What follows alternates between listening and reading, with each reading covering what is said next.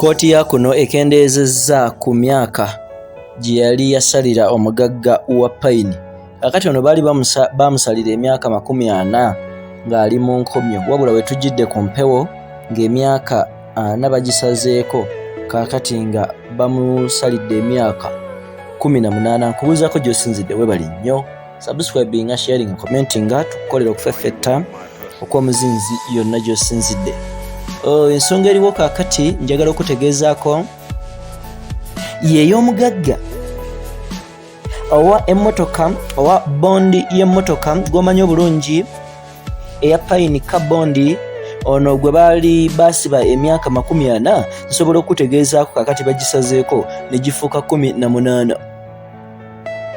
Musajja mukulu ono munnabizinensi Muhammad Ssebuufu yagenda maaso okujjukizaako okulabika nga asanjaga oba nga asaanyaawo obulamu bw'omukyala munnabizinensi amanyiddwa nga Katushabe, ng'ono emberebezi yava lwakubanga yali amubanja miliyoni 9 ezaakunoggwa mpuliriza n'awandaba ze yali amubanja ku mmotoka gye yali aguze.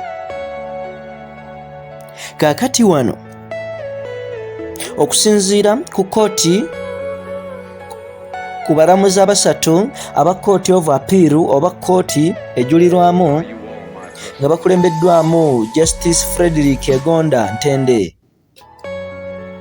ne Bamugemereire ne Christopher Madrama, bagenze mu maaso ne bakendeeza ku myaka gy'omuwawaabirwa ono Muhammad Ssebuufu wa Payini ne bagizza ku myaka 18. Kati wano olw'okubanga musajja wattu ono kyenkana yakamala mu nkomyo emyaka wagiraba 3, we bagenda mu maaso ne bakendeeza ku myaka 18 gye bamuwadde ne gino gye yakatambuzaako kuva bamusalira omusango ogw'emyaka 4, kitegeeza kati asigazza emyaka 18 wakati ng'ali mu nkomyo okuwera ennemba omusango guno ogw'okutta omuntu. Wano mbagirawo baana ba mama, baana ba taata, ono ng'ennaku z'omwezi lumu Julayi 2019 we yagenda maaso okulabika nga asalirwa omusango guno ogw'okutta omukyala gwe nakutegeezezzaako, era nga bassebo ne bannyabo ono yagenda maaso okulabika nga asibibwa n'abantu abalala abeetaba mu butemu buno. Oba oliawo nsobola okukolerako okufeffetta n'enkuyisizaamu lukwakwayo amannya gaabwe, nga kuno kuliko Paul Tasingika, a crime preventer, ng'ono yali kitundutundu ku Central Police Station, oba gy'osobola okuyita CPS. Sobola okuwaako Shabani Odutu eyali amanyi IT akaziddwako eryaggolola. Sobola okuwaako Philip Mirambe ng'ono munnansi wa Congo. Sobola okuwaako Kayiza Godfrey. Sobola okuwaako Luwaga Steven ng'ono private guard. Nsobola okuwaako Rwanga Yoweri Ketayimbwa kossa ne Sentongo Damaseni be bagenda maaso okulabika nga bavunaanibwa wakati ne musajja mukulu ono Muhammad Ssebuufu wa Payini. Wano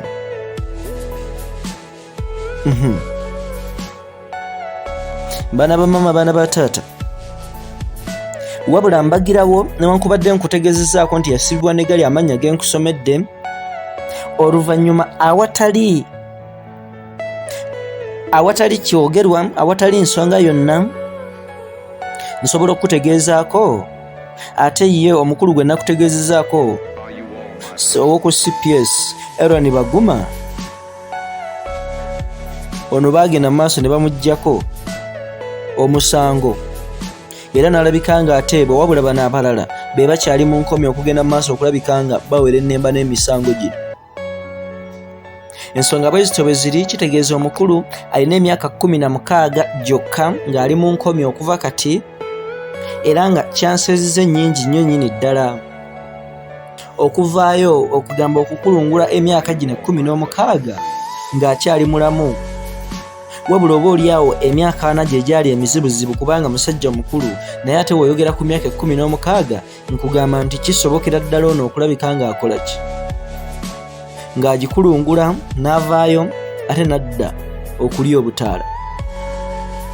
Ensonga bwezityo bwe ziri, nkugamba kola ekintu kimu, subscribe nga sharing nga commenting, twongere okukolera okufeffetta okw'omuzinzi kwe weetaaga okumanya yonna gy'osinzidde. Wa comment yaawo mu ndowoozayo ogamba kino kisaanidde kiyabanga ki ekyandikolebwa, ate ffe twongere okulabika nga tukuweereza yonna gy'oli. Nze Ssemaganda Moses Hope lwa Kampala Media TV.